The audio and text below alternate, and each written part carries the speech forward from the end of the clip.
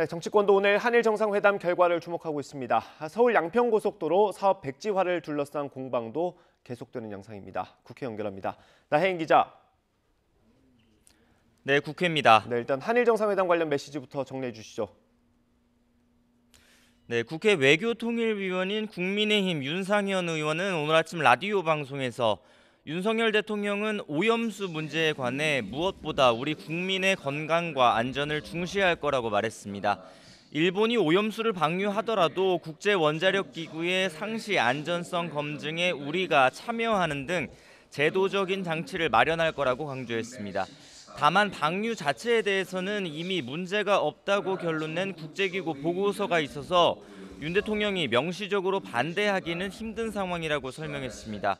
당내 오염수 방류 대응 조직인 우리바다 지키기 검증 TF는 오늘 오후 외식업, 식품업계 관계자들을 국회로 초청해 최근 위축된 수산물 소비 관련 애로사항을 듣고 지원 대책 등을 논의합니다.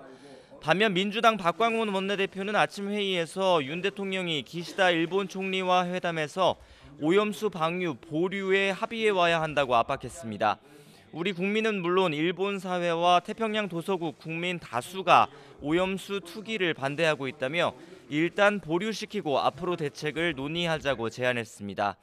일본 현지에 가 있는 민주당 방일 의원단도 마지막 날 일정을 이어갑니다. 일본 프레스센터에서 외신 기자회견을 진행했고 오후에는 오염수 해양 투기 저지를 촉구하는 도보 행진을 계획하고 있습니다. 네, 서울 양평고속도로 논란은 계속되고 있죠. 네, 국토교통부가 고속도로 종점 변경 논란을 해소하고자 내일 경기도 양평군 일대를 현장 점검하는 가운데 민주당은 계속 공세 수위를 높이고 있습니다. 이재명 대표는 아침 회의에서 윤석열 정부가 고속도로 종점 변경 의혹의 진상을 은폐하기 위해 거짓말로 일관하고 있다며 국회 국정조사를 하자고 주장했습니다. 이어 정부 해명과 달리 고속도로 종점 변경안은 인수위식이 국토부 자체 용역으로 마련됐고 양평군에 종점 변경을 제안한 것도 국토부였다고 강조했습니다.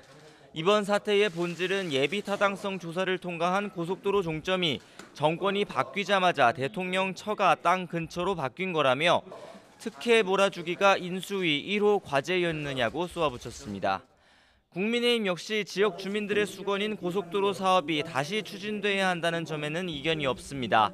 다만 원안 노선 주변에 전직 양평군수 등 민주당 인사들이 땅을 갖고 있었다는 언론 보도를 부각하면서 무리하게 의혹을 제기한 민주당의 사과가 전제돼야 한다는 입장을 고수하고 있습니다.